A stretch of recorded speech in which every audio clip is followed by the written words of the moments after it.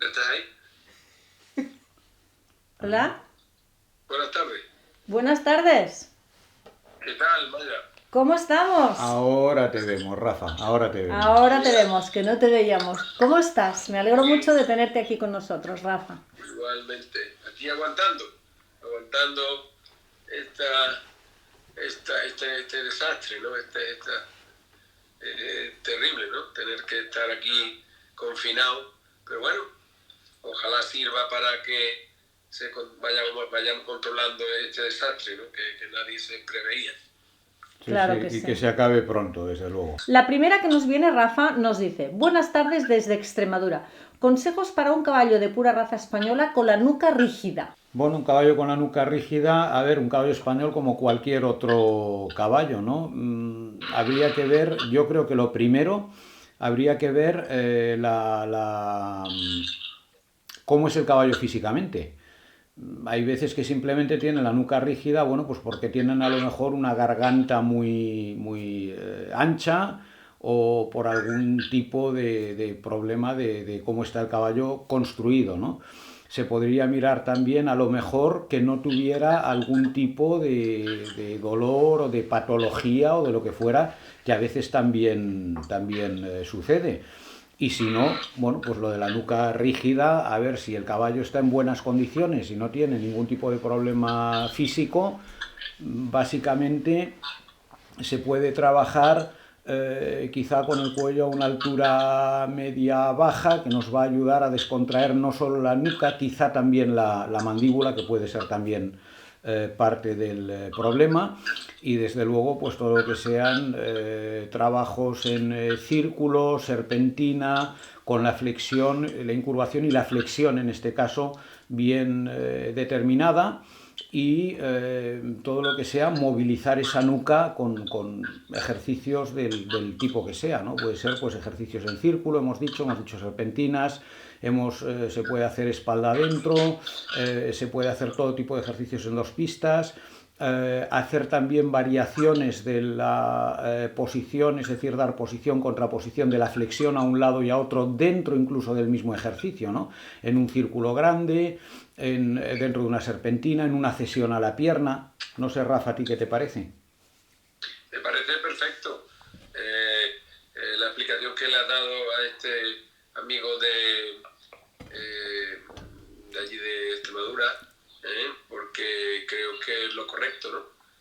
Cualquier problema debido a esa rigidez es, como tú has dicho bien, alguna patología que tenga el caballo por su construcción o por cualquier cosa derivada también por un entrenamiento demasiado con un cuello demasiado cerrado quizás y demasiado lineal, y el trabajo y todo lo que sea el trabajo en círculos y cambios de dirección, cambios de altura de cuello, por supuesto, baja y media, y lo que has explicado de la flexión interna y externa durante el mismo ejercicio, pues le viene muy bien porque se transmite lo que el remetimiento de los posteriores para que el caballo, al empujar hacia adelante, haga que todo pase hacia adelante y el caballo pueda descontraer toda la columna vertebral, y todo eso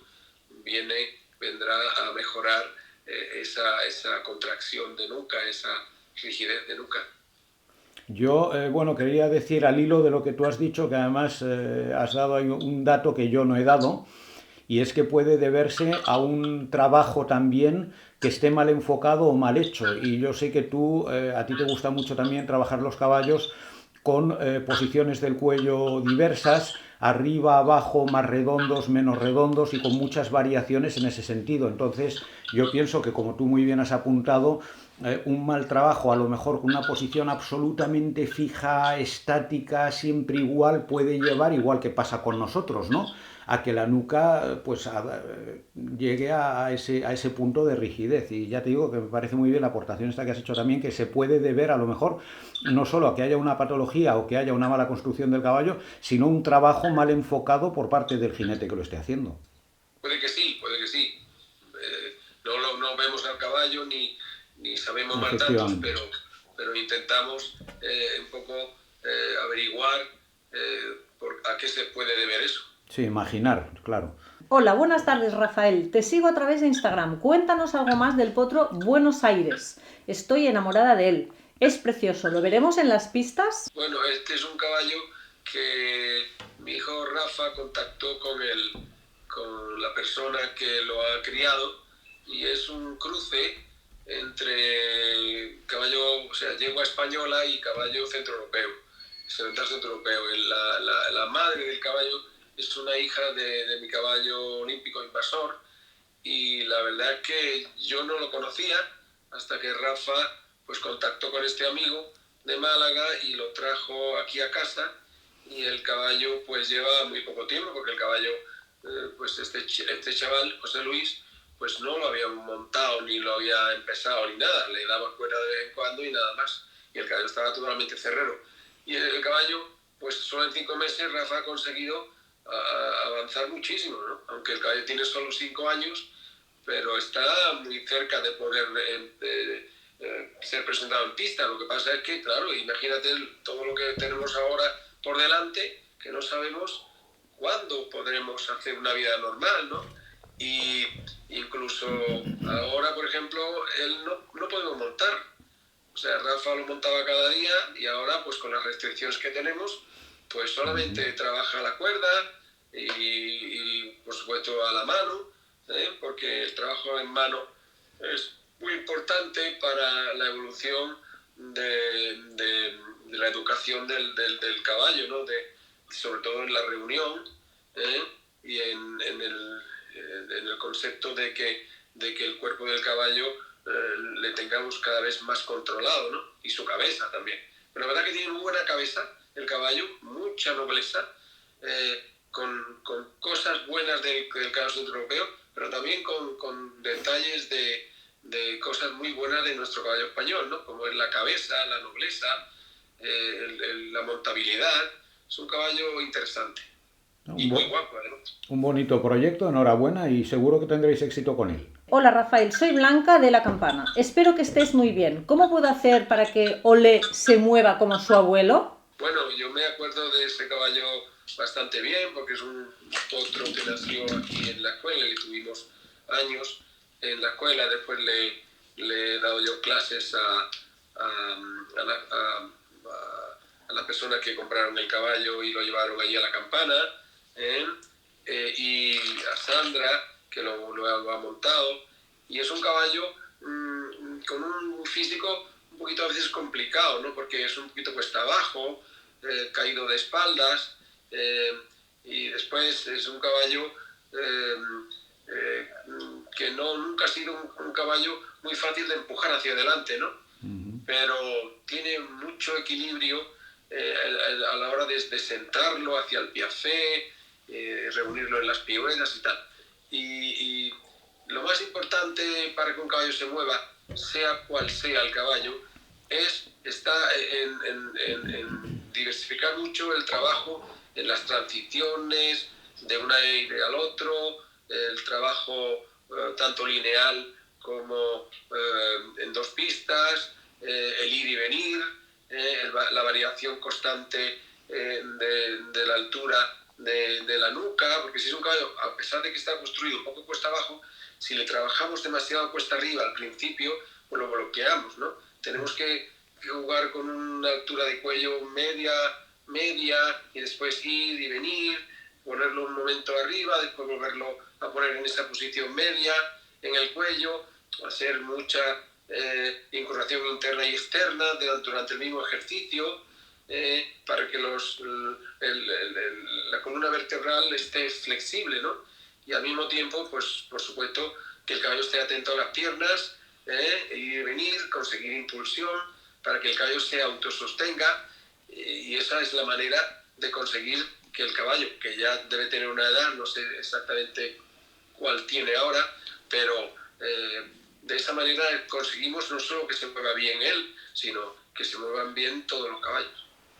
Me parece, yo no conozco el caso, me encanta cómo lo has dirigido y cómo lo has explicado, y me ha gustado mucho el apunte que has hecho sobre el aspecto de que pese a que es un caballo que tiene tendencia a estar sobre las espaldas, que no es bueno, que hay que hacer variación en las diferentes posiciones y que no es bueno mantenerlo con una altura de cuello constantemente alta, porque realmente ahí lo que estamos haciendo, pese a que es a lo que hay que tender y es lo que tenemos que conseguir cuando lo presentamos, realmente va contra la naturaleza del caballo, por lo que dices, y en general todo lo que sea mantener un tipo de trabajo que va contra la naturaleza, la construcción física real que tienen los caballos, si se hace de una forma sostenida, suele ser más perjudicial que añadir, que beneficioso, ¿no? Y ya te digo, me ha gustado mucho el apunte que has hecho, ¿no? De ir variando de esa posición a otra que al caballo le resulte más cómoda y variar entre ambas. Para un caballo que le cuesta entrar en el piafé, ¿veis apropiado ir entrando desde el passage o trote reunido? Bueno, aquí yo creo que Rafa tiene mucha más experiencia que yo, pero un caballo que le cuesta entrar en el piafé, yo desde luego lo de entrarlo desde el passage pienso que no, quizá mejor del trote reunido, y para mí personalmente lo que diría es desde el paso, si es que realmente le cuesta entrar. Para mí, yo creo que desde el paso.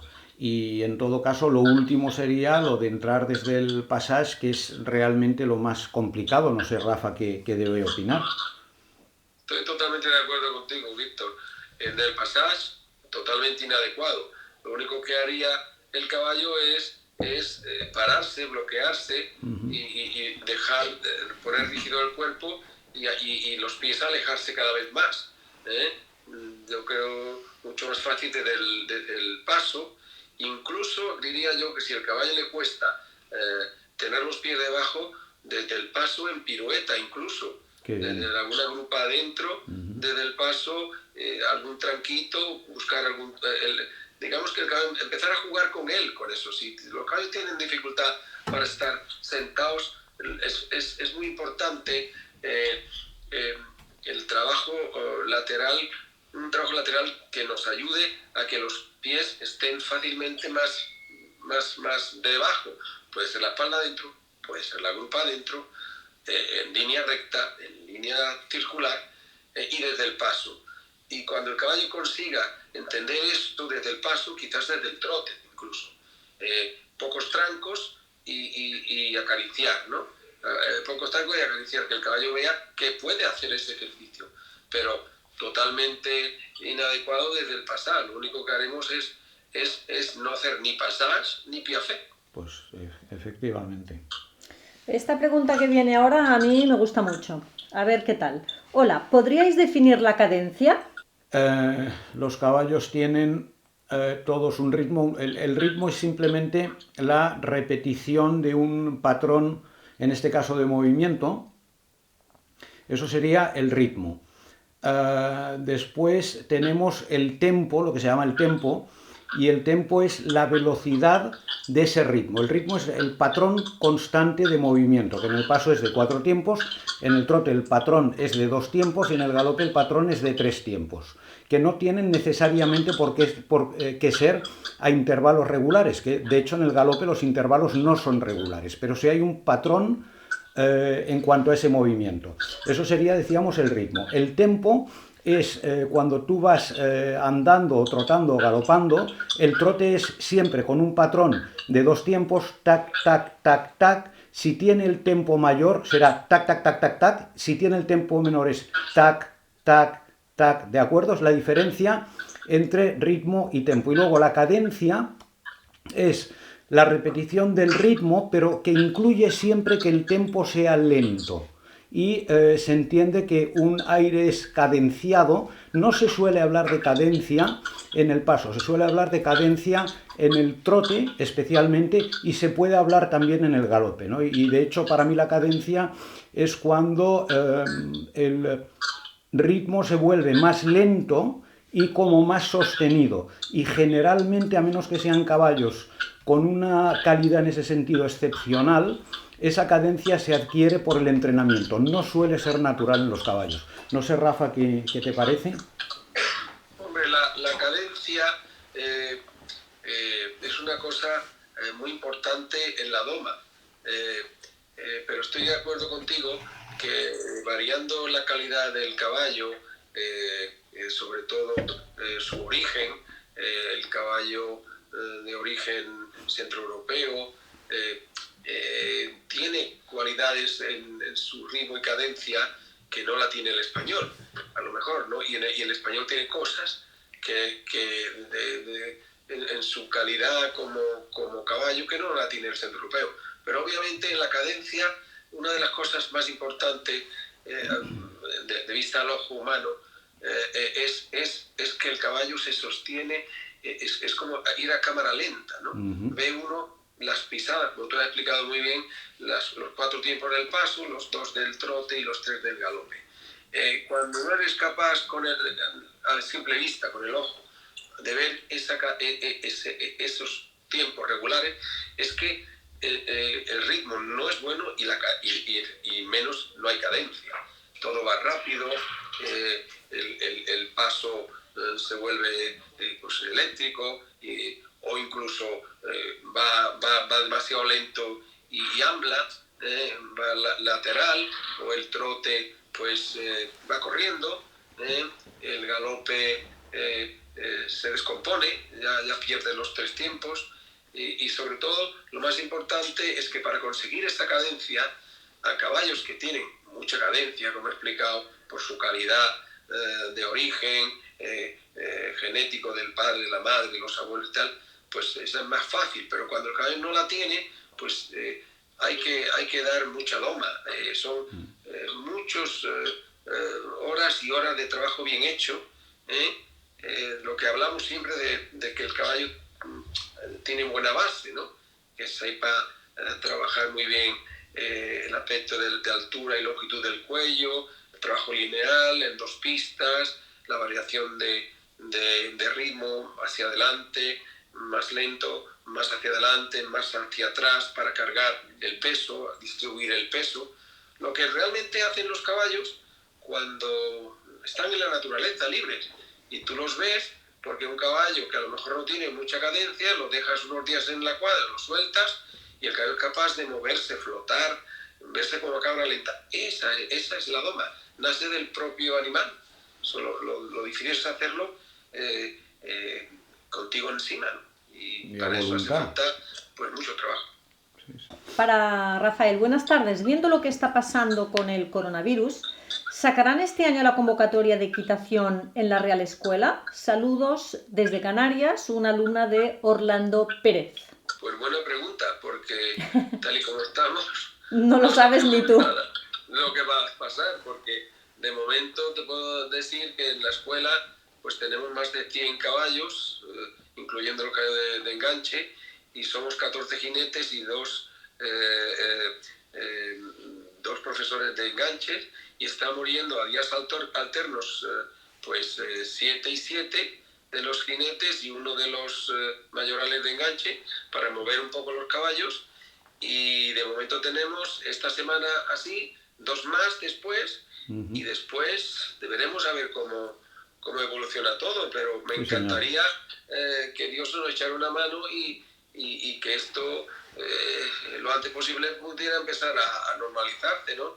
Y que hace falta, ¿no? Porque no solo por los caballos, sino por todo, ¿no? Primero para que la gente, pues esta maldita epidemia, pandemia de todo el mundo, pues deje de llevarse gente por delante y podamos controlarla y controlar nuestras vidas y volver a lo de siempre, a tener gente por aquí, en los espectáculos, aquí, allí, volver a nuestro trabajo normal, ¿no? Yo creo que todo el mundo, volver a ver caballos compitiendo, volver a ver todo.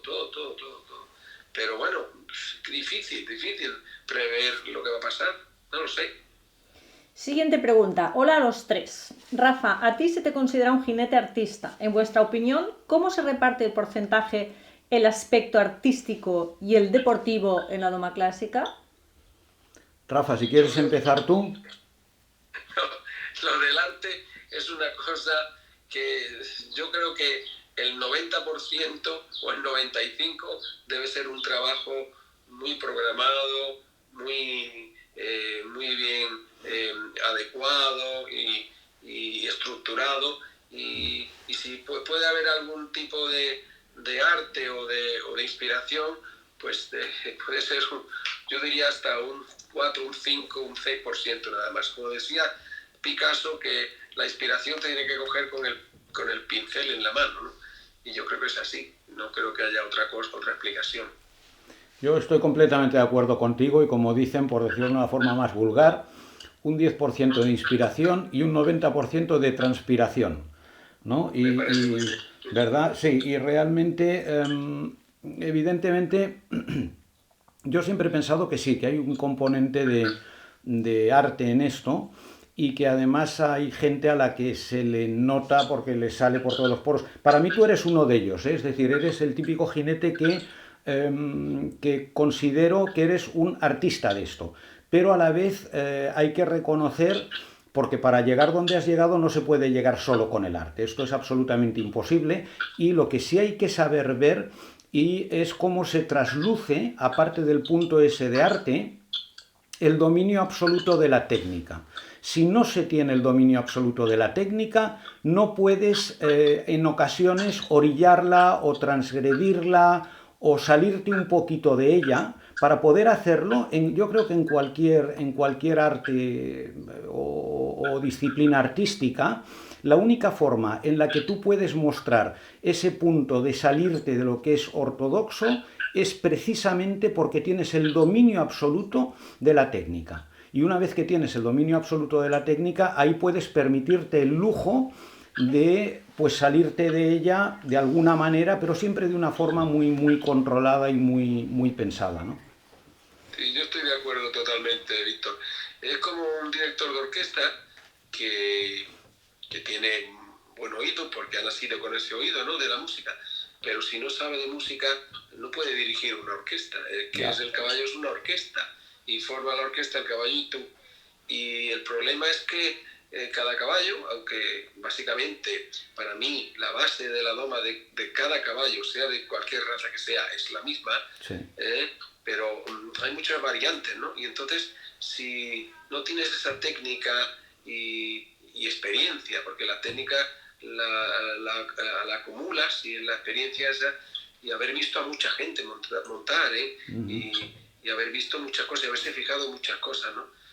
Yo creo que en mi vida todo lo que con 62 años que tengo ahora, quizás en un mínimo, un 60% ha sido aprendido en base a mirar mucho gente buena, a lo mejor gente no tan buena, y sobre todo últimamente que sigo montando, pero también doy muchas clases, aprendo muchísimo de los alumnos a los que enseño. Aprendo muchísimo de ellos, muchísimo. Estoy muy de acuerdo. Y de los caballos, caballos. Siguiente pregunta. Buenas tardes. ¿Qué características creéis que tiene que tener un jinete para llegar a los niveles más altos? Rafa, si quieres empezar. Pues mira, yo creo que lo más importante es tener perseverancia y afición, y tener mucha humildad, esas tres cualidades, ¿no?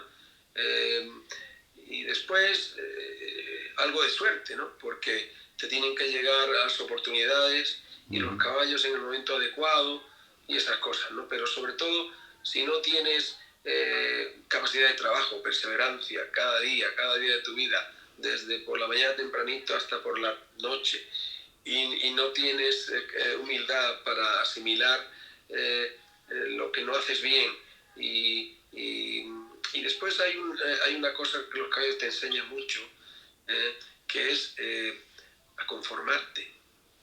A veces somos inconformistas y todo nos parece poco, y a veces destruimos al caballo por exigir demasiado o demasiado poco. O sea, tener ese equilibrio es muy, muy difícil, ¿no? Eso en base a lo que es domar el caballo. Después hay muchas más cosas, como conseguir experiencia para saber estar a esa altura de la presión, que significa competir a ese nivel, y después mucha gente que te tiene que ayudar, se tienen que alinear muchos astros, ¿no? La verdad es que yo siempre me he considerado una persona súper afortunada y agradezco a todos mis caballos y a toda mi gente que me ayuda mucho, sobre todo mi familia y mi padre que me lo enseñó todo y mucha más gente que he tenido que me han ayudado. Pues suscribo todo lo que has dicho, pero vamos, de principio a final, completamente, absolutamente de acuerdo, ¿no? Y bueno, sobre lo que has dicho, puntualizar también que has dicho en un momento lo de no ser conformista, lo de no ir más allá de la capacidad que tiene el caballo en cada momento, que además esa capacidad luego va aumentando, ¿no? Pero como decía un amigo mío, en muchas ocasiones lo mejor es enemigo de lo bueno y a veces hay que conformarse y saber dónde está el punto bueno y tener esa capacidad de conformarte ese día con ese punto, sabiendo que a lo mejor un poco más adelante puedes dar un nuevo paso y puedes ir un poco más allá. Y en cuanto al tema personal, bueno, la famosa palabra que hay ahora de, ¿cómo se dice?, la resiliencia, ¿no? Que es simplemente la capacidad de levantarte cada vez que te caes, ¿no? Y de bueno, pues aprender de los momentos en los que parece que no avanzas o que parece que te estancas o que parece que tengas una caída y ser capaz de mantener el foco hacia adelante y ser capaz de remontar y de seguir adelante con ilusión todos los días, ¿no? Y oye, que me encanta escucharte, Rafa, de verdad, ¿eh? Aprendo mucho y me encanta escucharte. Tiempo que no lo veíamos. Sí. La verdad es que tener ilusión cada día es lo más complicado. Y vuelvo a los tiempos que estamos ahora, que no perder la ilusión porque esto termine y se arregle es fundamental, ¿no? Ya. Porque veo mucha gente muy deprimida, mi propia familia, llamo por teléfono, que tengo familia en Mallorca y tal, y hace falta animarnos mutuamente, ¿no? Ya. Pues en la equitación pasa lo mismo. Muchas veces tienes ganas ¿no? y sueñas por la noche y a la mañana siguiente, venga, otra vez, y otra vez, y otra vez, y es así, no hay otro secreto. Es así, yo, bueno, añadiría una cosa más y perdonar que nos extendamos sobre eso, pero creo que es importante hablar de este tema, ¿no? Me parece que es realmente enriquecedor para todos. Yo hay otra expresión que empleo y es lo de saber ver tanto a tus alumnos como a los caballos todos los días con ojos nuevos, con ojos limpios y borrar un poco lo que sabemos, lo sabemos, hay que dejarlo ahí atrás, pero cada día cuando nos montamos o tenemos un alumno delante, verlo con ojos nuevos para no caer en las rutinas, en la repetición de gestos y de paradigmas y de ideas y no sé, darle una frescura a lo que hacemos en el día a día, y eso va junto con lo que decía Rafa de esa ilusión que deberíamos mantener siempre, ¿no? Fundamental, sí, fundamental. No solo para el caballo y para llegar para mí he vuelto a decir que es algo, yo me considero una persona súper afortunada, pero para mí, por ejemplo, mi ilusión siempre ha sido poder estar por la mañana, a las 7 de la mañana en la escuela y montarme a caballo, cualquier caballo. He tenido caballos buenos y muy buenos que me han ayudado a llegar a donde he llegado, pero otros caballos que no, pero me ha encantado montarlos. Y ahora con más edad, igual casi siempre el caballo más complicado que tengo es el que más me apetece montar, porque me enseña un montón. Y sigo aprendiendo de los caballos súper difíciles. Y hay gente que si tiene un caballo difícil, pues no quiere montarlo. Y yo creo que están equivocados, porque es el caballo que de verdad te enseña. Bueno, pero eso, como tú tienes 62 años y yo tengo 61, nos pasa por la edad que tenemos. Igual cuando seamos mayores se nos pasa un poco. Estoy de acuerdo. Hola, tengo un caballo que montado saca mucho la lengua por el lado izquierdo, incluso con cerrabocas. ¿Qué es lo que puedo hacer? No sé, intenta adelantar por la derecha, porque si no es complicado. No, es complicado. Lo de que saquen la lengua es, una vez que adquieren el hábito, es dificilísimo. Yo no sé si tú tienes alguna teoría o alguna medicina o alguna receta, no sé. Es complicado, es complicado. Yo he tenido la suerte que mis caballos, los caballos míos, hasta lo que yo recuerdo, no he tenido nunca grandes problemas con la lengua, gracias a Dios, ¿no? Yo tampoco, ¿no? Pero es verdad que algunos caballos cogen algunos vicios malos con la lengua. Yo creo que la mayoría de veces es por un trabajo inadecuado, la mayoría de veces, creo yo. Y por una insistencia en un método que no le va al caballo, que lo pone muy rígido, que lo cierra, que no le ayuda a ir con naturalidad, ¿no? Y el caballo empieza a crear esos vicios, ¿no? Cuando el vicio está, como decía mi padre, cuando un caballo tiene un vicio, la única manera de quitárselo es que no lo haga. Y claro, eso es una explicación como muy que no la entiendes, ¿no?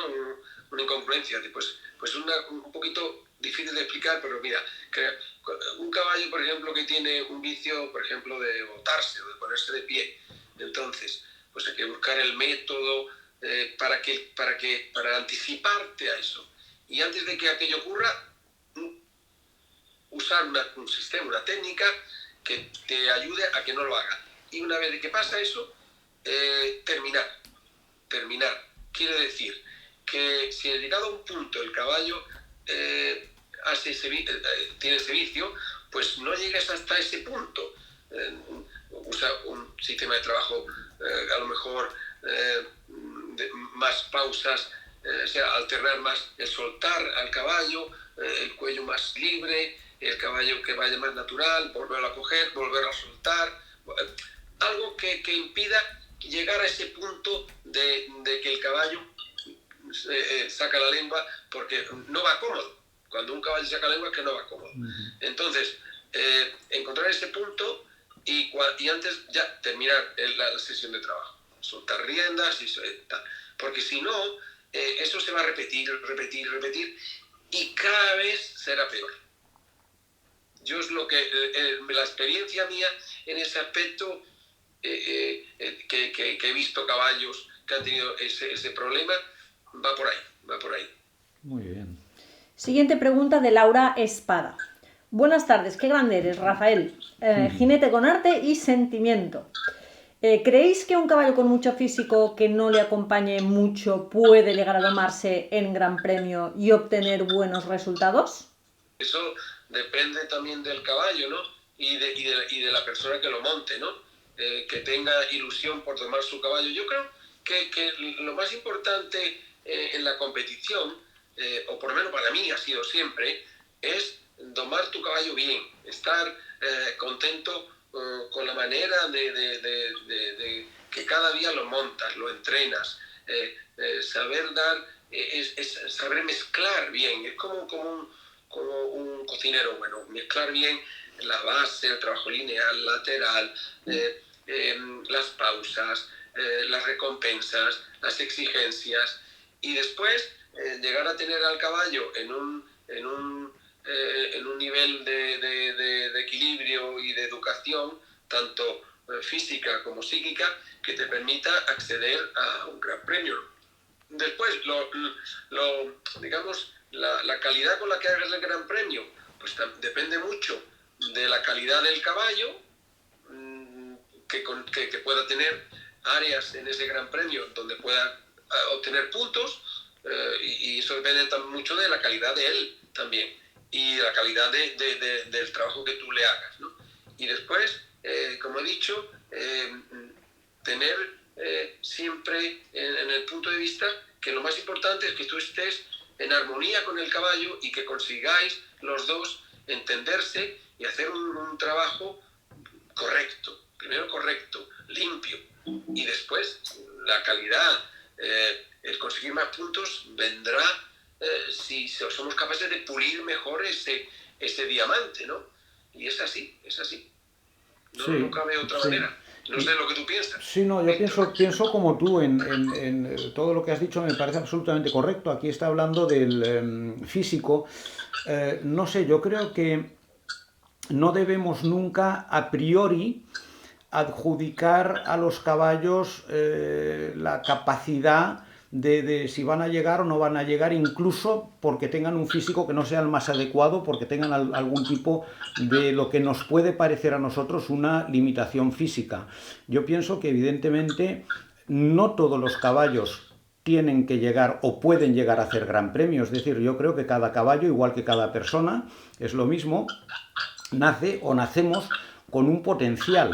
Entonces, si el potencial nuestro en una escala de 0 a 10, el potencial nuestro llega a 8, nuestro 100% es el 8. Si llega a 5, nuestro 100% es el 5, y si llega a 10, fantástico, pues el 100% es el 10 y tendremos un caballo que va a llegar a gran premio, ¿no?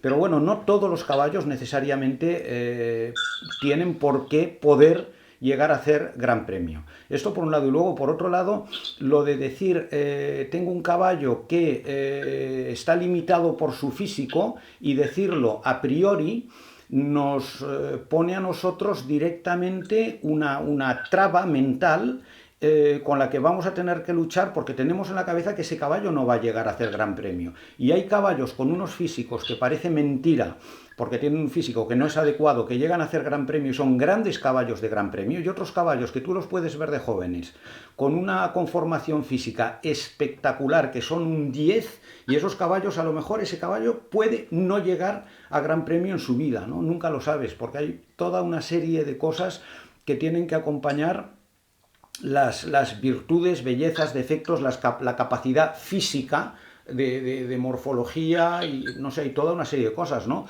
Y como dicen también, pues en muchas ocasiones hace mucho más el que quiere que el que puede, y hay caballos con una voluntad y con un corazón que, pese a no tener un físico perfecto para llegar a ser caballos de gran premio, lo van a ser, y van a ser realmente buenos, y otros en cambio que tienen una vitola espectacular y un físico espectacular, pero luego tienen unas condiciones de psicología, de comportamiento, de temperamento, de tal, que los limita y con los que no vas a llegar en absoluto a ese nivel.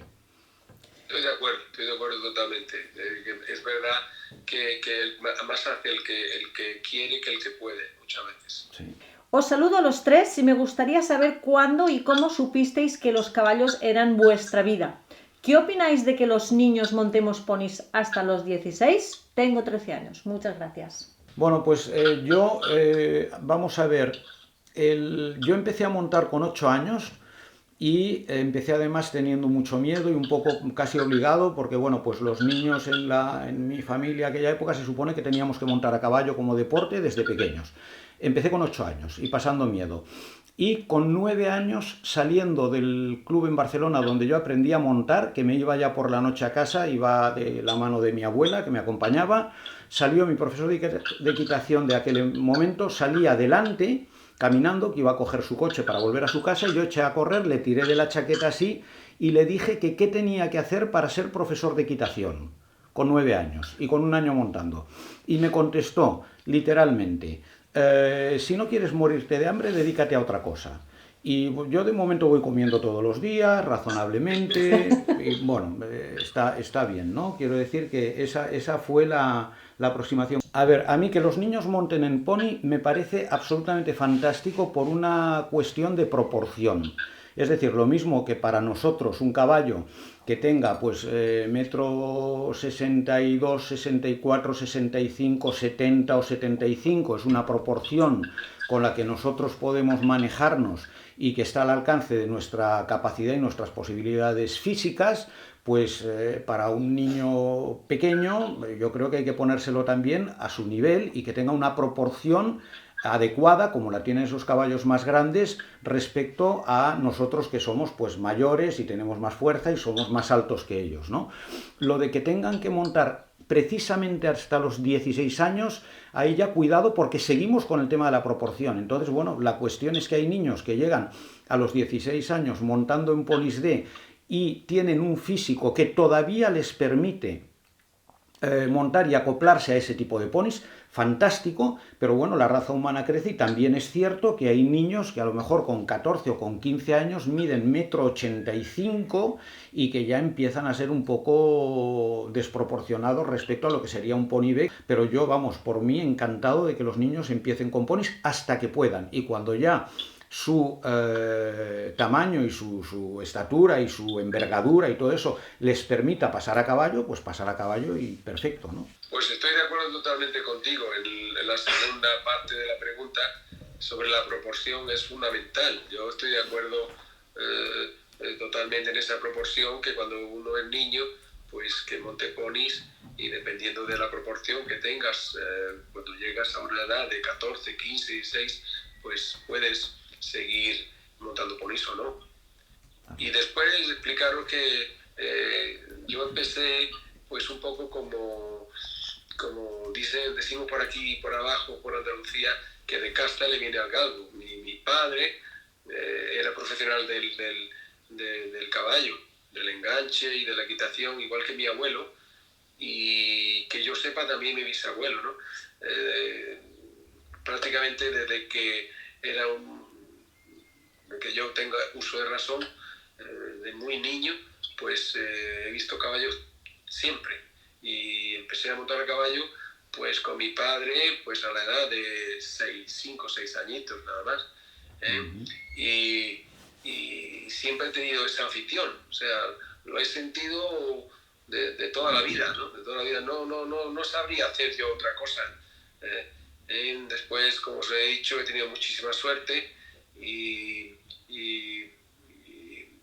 me he podido montar en el tren en el momento justo, ¿no? Pero si no hubiera conseguido hacerlo, pues hubiera seguido mi vida con el caballo siempre, porque no comprendo mi vida sin el caballo. Desde luego, ni yo la mía sin niños y sin ponis, no la contemplo. Niños y ponis, sí, Jaime, sí, sigue montando en pony. Todos los niños de España, por favor, montad en pony, aprenderéis muchísimo y os divertiréis muchísimo. He entrenado con varios profesores y unos me dicen que la manera de montar es como los de la escuela, que es cediendo el contacto, pero para mí es mejor que se apoyen, es decir, que tiren. Explicar qué sería para vosotros un buen contacto. No sé, es que me quedaría un poco en medio, porque esto de que suelten, pues no, yo creo que vamos, lo de las riendas sueltas en absoluto. Tú puedes hacer una cesión momentánea para mostrar al caballo que lo que está haciendo está bien, o una cesión momentánea para comprobar que el caballo aguanta por sí mismo en el punto donde tú lo tienes, pero siempre para volver a tomar el contacto.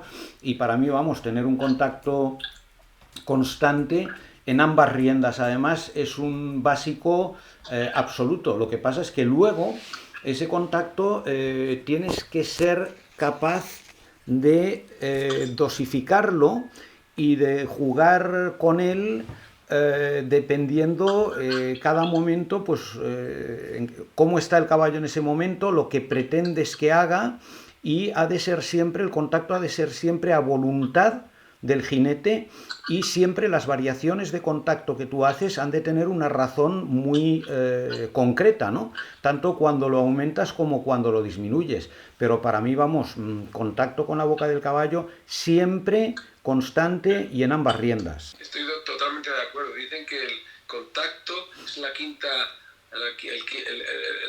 pata del caballo, ¿no?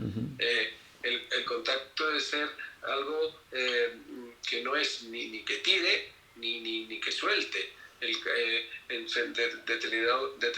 determinado momento tienes que poder ceder para que el caballo pase y se autosostenga, y tienes que poder comprometer el contacto, tenerlo más en la mano cuando pides volver, y en medio pues tiene que quedar eso, una cosa equilibrada. El caballo sin contacto es imposible de llevar, es como si llevaras el volante del coche suelto.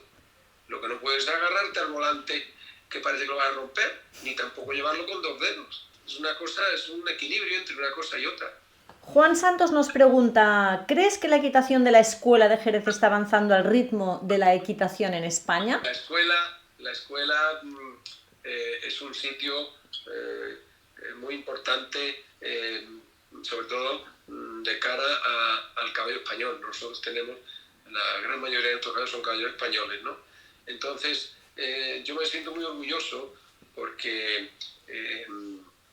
de esta escuela han salido caballos y jinetes que han estado al máximo nivel de la doma, ¿no? En su máxima expresión, de Juegos Olímpicos, hemos ayudado al equipo español de doma a tener medallas y cosas muy importantes que demuestran que el caballo español puede estar a esa altura, y que la doma en la escuela tiene calidad. Obviamente todos los caballos son iguales, unos llegan ahí, otros no, pues como hablábamos antes, que hay que conformarte y sacar lo máximo de tu caballo, ¿no? Y tanto obligar como conformarte, hay un equilibrio ahí. Obviamente nosotros no nos dedicamos al deporte, tenemos un área de deporte donde tenemos algunos caballos dedicados a competir, siempre ha sido así, ¿no? Pero después, obviamente, dedicamos casi el 100% del tiempo al espectáculo. Para mí la equitación debe ser la misma. O sea, la capacidad de hacer una buena equitación es lo importante. Y la equitación buena tiene que existir tanto en el espectáculo como en la competición. Obviamente, para competir y con posibilidades de hacerlo muy bien, tienes que tener una calidad de material que te permita hacerlo, ¿no? Como correr en Fórmula 1 y tener un 600, no puede ser. Entonces tienes que poder competir, no ya ganar, que eso es muy difícil, pero competir. Entonces, yo hay más jinetes en la escuela, yo intento siempre, yo que he tenido la suerte de poder estar ahí arriba, pues mi concepto sobre la calidad de equitación cada vez es más fijo en el sentido de la corrección. No me importa tanto la calidad del caballo, uno tendrá más calidad, pero la manera de montar, la manera de estructurar el trabajo, eso es fundamental para que la equitación sea buena, sea una equitación que se presente de manera bonita de ver, natural, llena de impulsión, de equilibrio, pero conservando la manera clásica de montar, que para mí es el fundamento de todo, ¿no? El fundamento de la buena equitación es la manera clásica, la doma clásica. Después, el concepto de la equitación deportiva, pues ese extremo de la doma clásica la lleva a unos niveles de movimientos que te permitan estar a la altura de los grandes binomios que hay en la doma y que ha habido siempre en el mundo, antes y ahora. Y después hacer una equitación pues menos deportiva, pero correcta en la escuela, que es lo que intentamos siempre hacer en la escuela. Y yo creo que gracias a eso hemos podido sacar de esa escuela esos binomios caballo-jinetes que han conseguido estar a esa altura. Y después aprender, seguir aprendiendo. Esto es el gran problema de la vida, seguir aprendiendo. Igual que ocurre hoy, ahora mismo, con este problema de lo que tenemos, seguir aprendiendo y ser capaces de evolucionar, nada más. Pero conservar el clasicismo en la doma, la naturalidad, que el caballo se mueva por sí solo, que sea algo bonito de ver y con fineza. La finura es lo más bonito que se puede ver en la doma. Me gustaría acabar con una pregunta para ti, ya que hoy eres nuestro invitado y no podíamos cerrar esta charla sin hablar de Invasor. Así que gracias a Fran por trasladarnos esta pregunta. ¿Qué tenía Invasor que no tienen otros caballos? Saludos desde Cazorla, Jaén. Invasor era un caballo con una fuerza y capacidad que en el principio de su vida en la escuela todo el mundo lo veía como un poquito vasto. Era un caballo vasto, era un caballo con una potencia en los aires reunidos y una potencia sobre todo en el galope fantástica.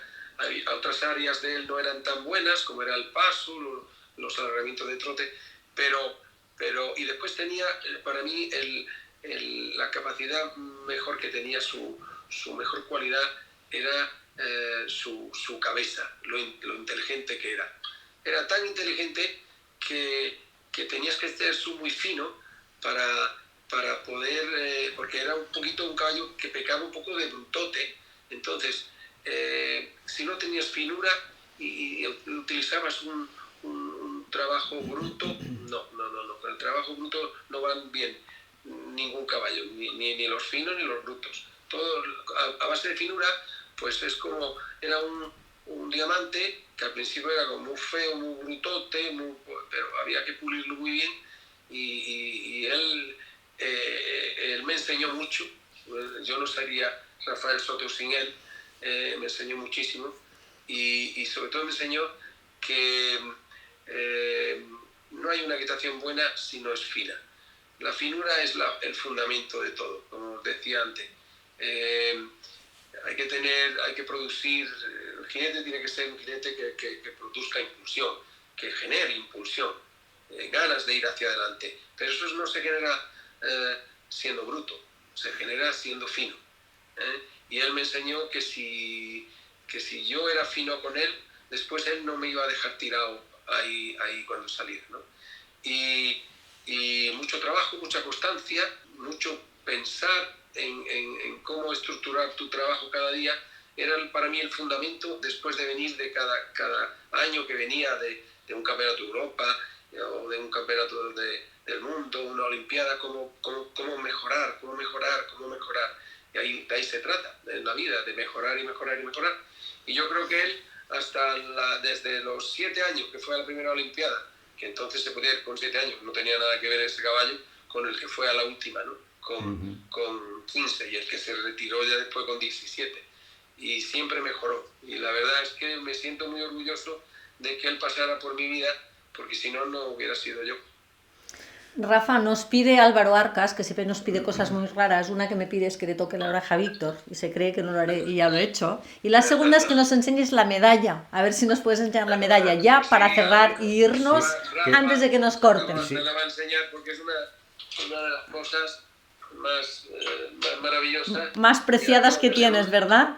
Aquí tenemos la medalla de plata, que aquí la veis, la veis aquí, ¿no?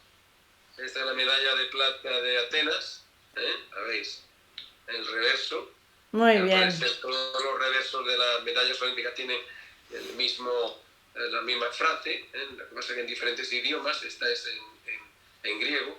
Muy bien, preciosa. Y es un orgullo que comparto con todos los oyentes y todos los amigos que les guste la buena equitación.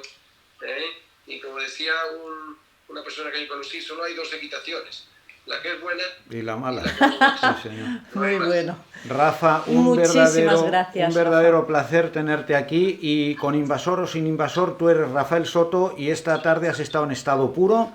Sí. Y te lo agradecemos, y un abrazo muy fuerte, de verdad. Gracias. Muchas gracias, y gracias a todos los seguidores también por estar allí cada tarde y hacernos esto más ameno. A todos los aficionados de España y de donde nos escuchen, y pedir a Dios que esto termine pronto y que podamos abrazarnos. Claro que sí. Estamos como con miedo de darnos un abrazo o la mano. Vemos a alguien y parece que lo evitamos. Es terrible. Es un sentimiento muy extraño, ¿no? Pero pasará pronto, Rafa. Cuidaros todos muchísimo. Gracias por estar ahí. Un abrazo. Adiós a todos. Gracias.